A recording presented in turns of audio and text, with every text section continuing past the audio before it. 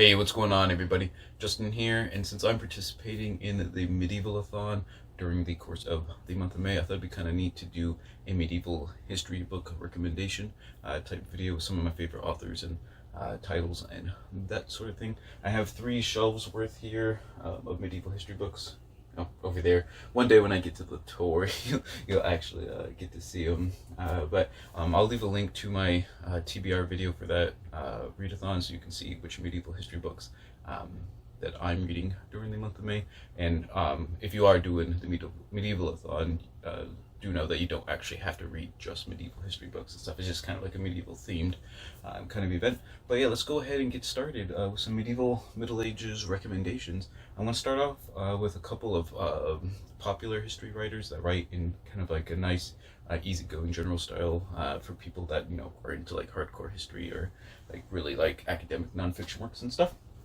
And the first one is probably one of the more well-known ones, and it's Dan Jones. I've only read this book here, Summer of Blood, England's First Revolution, which is all about the Peasants' Revolt of 1381.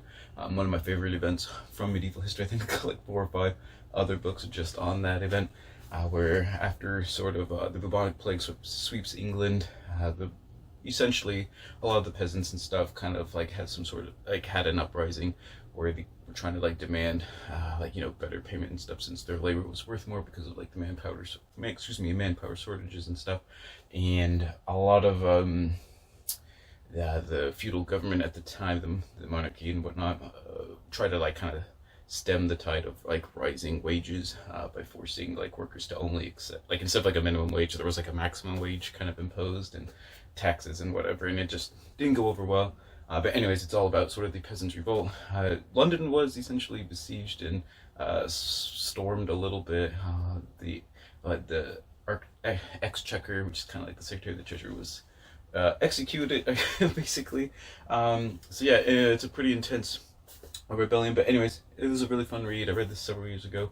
But Dan Jones also has several other books that are pretty famous.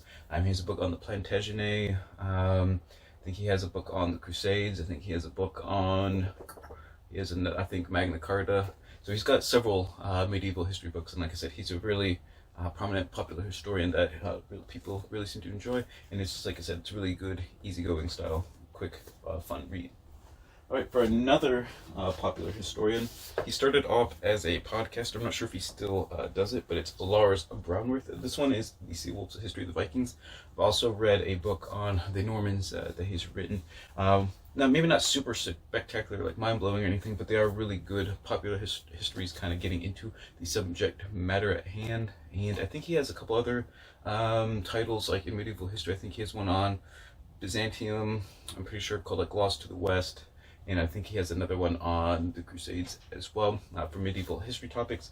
And like I said, the Seawolves, kind of like a general overview of the Viking Age, as well as the Normans, were really good. I think the Normans one was a little bit better. I listened to that one in audiobook format, but yeah, definitely can't go wrong with Lars Brownworth. And like I said, if you enjoy podcasts, if that's kind of your thing, he has, I think, 2 podcasts dealing with, I think one's on Byzantine history, and I'm not sure. I think the other one might be just more Middle Ages in general. But yeah, definitely give him a try if that's something that sounds interesting to you. Another thing I want to bring up, if you're into more like heavier nonfiction or academic works or whatever, if you've heard of the great courses from the Teaching Company, there are several really good courses on medieval history. The 2 professors that I want to highlight here is the first one being Philip Dayleader. He has a series, I guess, of lecture videos. He has the early Middle Ages, the High Middle Ages, and the Late Middle Ages.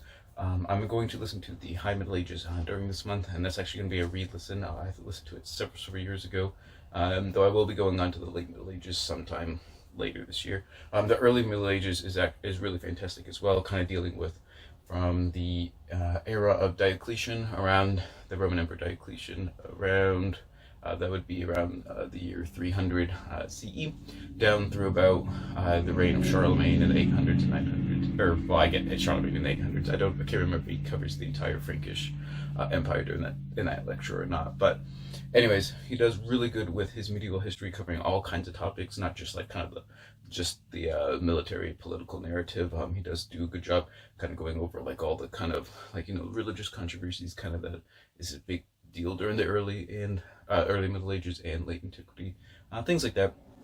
And the other lecturer that I want to highlight is Professor Dorsey Armstrong, who has several different courses, a lot of them on the Middle Ages. So she has a couple that I think are more like on writing or just kind of like English in general. But anyway, she does have, I listened to one on King Arthur not too long ago, and that was a lot of fun. She also has The Medieval World, which covers all kind of aspects of medieval life, definitely not just like the political narrative. You get a lot of like social history in there as well. And I think she has another one on medieval intellectual thought, or great minds of medieval philosophy, or something like that. I have not listened to that one, but it's definitely on my like to listen list. But anyways, I would definitely recommend those two lectures if you are a listener of the great courses, for sure. All right, next up, we have probably my favorite biography so far that I've read on a medieval figure, and it's Thomas Asbridge's The Greatest Knight, which is the remarkable life of William Marshal, the power behind 5 English thrones. I thought this was just a tremendous biography dealing with all aspects of like William Marshal's life.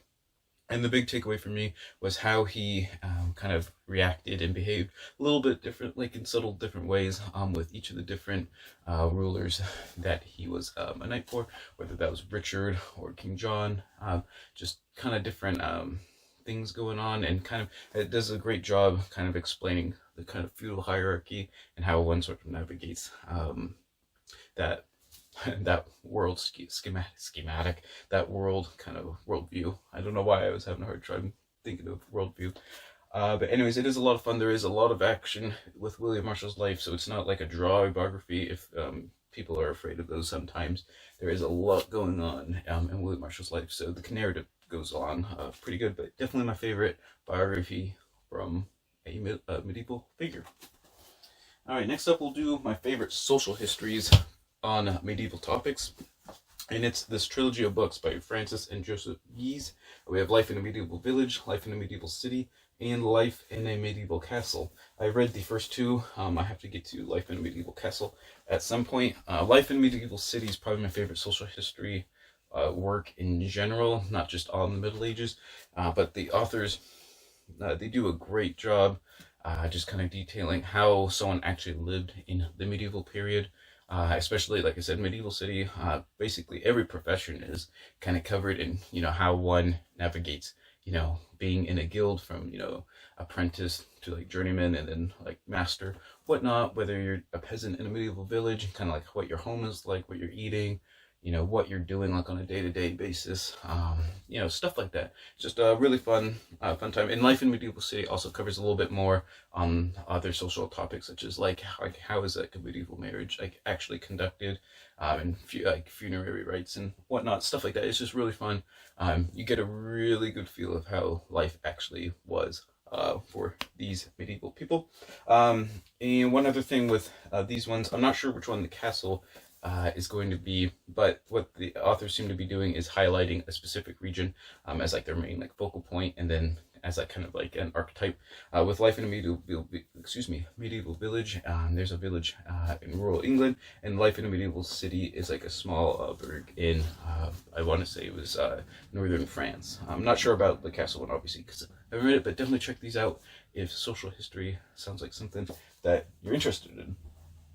And also, I know a lot of you enjoy fantasy books. I do too. So I'm going to do like one medieval-ish fantasy book. It's a classic that I think people would really enjoy. Maybe not 100% historically accurate with a lot of this stuff, obviously, but definitely go ahead and read The Sword in the Stone, the first book in T.H. White's The Once and Future King, which is sort of the, if you haven't seen the Disney movie, it's sort of the telling of the growing up of Arthur, who becomes King Arthur after he pulls, the sword from the stone. But you have a great combination of Merlin and Arthur, and his sort of Merlin's tutelage of Arthur through his transforming Arthur into like different animals and kind of learning life from these different animals, whether that's being a fish and talking to the king pike in the moat, or talking to the goshawk when he's a Merlin and stuff. Just a really good time. It's got a really good combination of whimsy and like somber seriousness as well, and you kind of get the hints of over like is might right, and that kind of building on that foundation for like the later books and stuff. But definitely check this book out if you enjoy fantasy and you want like an actual medieval fantasy, because there is still like castles and knights and attorneys and whatnot in these books as well. So there you guys have it. Those are some medieval recommendations I encourage you guys to try out if you're looking into branching out or trying out some medieval history or history on the Middle Ages. I think it's a lot of fun. I really enjoy it, obviously, with 3 or 4 shelves of medieval history there. Tell me what you guys think about any of these books. If you've read any of the authors or these titles, leave some comments down below, especially if you also have medieval recommendations they have for me. I've picked up several books from you guys' recommendations, and I'm always glad to see more. Also, I have my Etsy shop up and running again now, so definitely go check that out if you want some like Viking plaques or cool bookmarks and things like that, made out of like mahogany and cherry and whatnot. A lot of people seem to enjoy that stuff. So yeah, go ahead and check out my Twitter, Instagram, all the different plugs. Probably forgetting some other stuff, but thank you for watching. Don't forget to like and subscribe. And whether you're reading books on the Middle Ages or not, always remember, read victoriously.